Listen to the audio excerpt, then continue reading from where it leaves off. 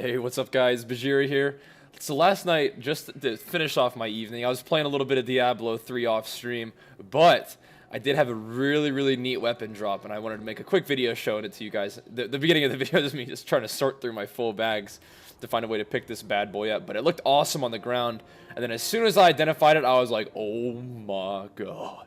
So initially I saw that it was a damage decrease, but I knew that was probably just because I didn't have a gem in it, and I knew that I could, reforge that increased attack speed into a socket like I did on my Crush Bane. And right now I'm using two-handed weapons, and I don't know if that's the best thing to do, but so far it's been pretty fun for me. And I saw that this thing had 15% increased fire damage. I'm pretty sure it goes up to 20%, so it's not the best roll on it, but still, I'm pretty fresh to 70, so any sort of legendaries are usually some sort of upgrade for me. And I knew I could sort of tailor my build to take advantage of that. So I went home, got the reforged into a socket, found a nice gem, plopped it in there, and I equipped it. And even though it said it was a damage decreased for me, it's probably because it's a sword and I'm using Weapons Master. It bumped my damage up a little bit, but I knew that I needed to take advantage of that increased fire damage. So I went through my spell book, and I pretty much kept all my skills the same, but I used the fire version of every skill that I had,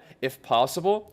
So that was going to maximize the increased fire damage that this thing could do. And I think this weapon is actually really good for like a wizard who uses fire spells, because I know that wizards can use two-handed weapons and absolutely blast people with fire abilities. So it might be good for you guys as well. However, I threw it on my barbarian and did some pretty sweet work. But one of the coolest things about it all, in addition to buffing your fire damage and dealing pretty sweet damage on its own, is that if you noticed on the little passive, it says it summons a demon to fight beside you. And this demon is no joke. I was like, okay, cool. I mean, it'll summon like this wimpy little thing that won't deal any damage and probably will, just instantly die. And it only gets summoned like once per 3 hours or something. But this demon actually does work.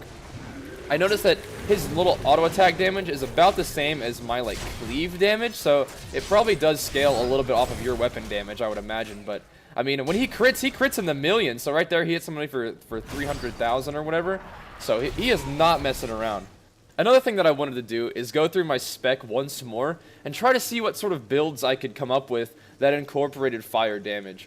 And, whirlwinding is fun, but I also like to mix it up when I play Diablo, just kind of see what I can do with my build. And so this is another one that I came up with. It involves, still cleaving, but now I have a leap built in, and my war cry is still nice for extra rage. But I also have Ground Stomp, which, deals AoE fire damage and stuns for a little bit. Seismic Slam, which also gives me a little bit of a ranged aspect to me. And I'm going Volcano on my Avalanche ability. And then for my passives, I've got Earth and Might, Weapons Master, Rampage, and Unforgiving. Just because I really like those pretty much no matter what. As long as I'm using Avalanche, I'll use Earth and Might. I might switch something else out, but the other three are pretty solid. But regardless, I mean, anything with fire damage, usually that's the one that just makes it deal nothing but as much damage as possible. So having a weapon that buffs your fire damage on top of your skills that have fire damage just being the ones that just are designed to deal as much damage as possible leads to some pretty funny stuff. Now, I know I'm on normal right now. I was just sort of doing bounties, trying to clear things as fast as possible, and you're just going to tear through anything on normal. However, this is an upgrade for me, and this is the kind of thing that you put upgrades like this together, and it allows you to run, Torment, and then increasing Torment difficulties, so that's cool stuff. But I really enjoy playing games like Diablo. I've always loved the hack and slash RPG style.